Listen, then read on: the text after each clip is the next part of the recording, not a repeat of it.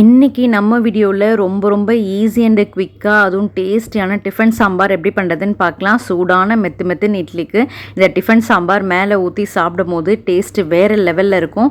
கண்டிப்பாக வீடியோவை ஸ்கிப் பண்ணாமல் ஃபுல்லாக பாருங்கள். வீடியோவை சேவ் பண்ணி வச்சு ட்ரை பண்ணுங்கள். இந்த சாம்பார் இட்லிக்கும் நல்லாயிருக்கும், சூடாக கல் தோசை அதுக்கும் சூப்பராக இருக்கும். ஸோ வாங்க இந்த இட்லி சாம்பார் எப்படி பண்ணுறதுன்னு பார்க்கலாம். ஸோ 3/4 கப் தோரம் பருப்பு, 1/4 கப் சிறுபருப்பு ½ அன் ஹவர் நான் ஊற வச்சு வாஷ் பண்ணி குக்கரில் ஆட் பண்ணிக்கோங்க. ஸோ இந்த பருப்பு கொதிச்சிட்ருக்கட்டும். ஸோ இது கொதிக்கிற டைமில் வெங்காயம், தக்காளி, பூண்டு, பச்சை மிளகா, கேரட் எல்லாமே குட்டி குட்டியாக நறுக்கி ரெடியாக வச்சுக்கோங்க. ஸோ அது எல்லாமே நான் சொன்னது எல்லாமே ஆட் பண்ணிக்கலாம்.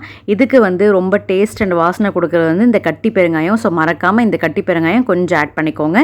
நெக்ஸ்ட்டு சாம்பார் ஆச்சி சாம்பார் தூள் நான் ஆட் பண்ணிக்கிறேன். ஸோ இது டேஸ்ட் டிஃப்ரெண்ட்டாக இருக்கும், கண்டிப்பாக ஆட் பண்ணிக்கோங்க. வெந்தயம் கொஞ்சம், அப்புறம் சீரகம் கொஞ்சம் ஆட் பண்ணி, மஞ்சத்தூள் கொஞ்சம் ஆட் பண்ணி நல்லா மிக்ஸ் பண்ணி விட்டு ஒரு 5 விசில் விட்டு எடுத்துக்கோங்க.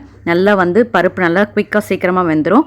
ஸோ ஒரு மத்து வச்சு கடைஞ்சிக்கோங்க. அப்படின்னா ஒரு எலக்ட்ரிக் பீட்டர் வச்சு லைட்டாக மசிச்சு விட்டுக்கிறேன்.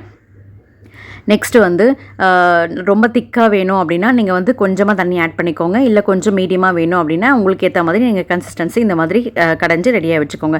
ஸோ தாளிப்பு கொடுத்துக்கலாம். எப்பவும் போல் எண்ணெயில் தேவையான அளவுக்கு கடுகு, சீரகம், உளுத்தம்பருப்பு, காஞ்ச மிளகாய் ஆட் பண்ணிக்கோங்க. உப்பு ஆட் பண்ணிக்கோங்க. தாளித்து கருவேப்பிலை, கொத்தமல்லி ஃபைனலாக ஆட் பண்ணி தாளித்து கொட்டிக்கோங்க. தாளிச்சதுக்கப்புறம் நல்லா சலசலன்னு ஒரு கொதி வந்தோடனே கேஸ் ஆஃப் பண்ணிவிடுங்க. அவ்வளோதான் ஃப்ரெண்ட்ஸ். ஃபைனலாக கொத்தமல்லி இந்த ஸ்டேஜில் ஆட் பண்ணி மூடிடுங்க. அவ்வளோதான் ஃப்ரெண்ட்ஸ். டேஸ்டியான டிஃபன் சாம்பார் ரெடி. இட்லிக்கும் பிரமாதமாக இருக்கும், தோசைக்கும் வேறு லெவல் டேஸ்ட்டாக இருக்கும். கண்டிப்பாக இந்த வீடியோ பிடிச்சிருக்கும்னு நினைக்கிறவங்க எல்லாருக்குமே வீடியோ பிடிச்சிருந்தால் கீழே லைக் பண்ணுங்கள், கீழே மறக்காமல் கமெண்ட் பண்ணுங்கள். இன்னும் நீங்கள் என் சேனலை சப்ஸ்கிரைப் பண்ணாமல் பார்க்குறீங்க அப்படின்னா please friends subscribe and follow பண்ணிவிடுங்க. தேங்க்ஸ் ஃபார் வாட்சிங். பாய்.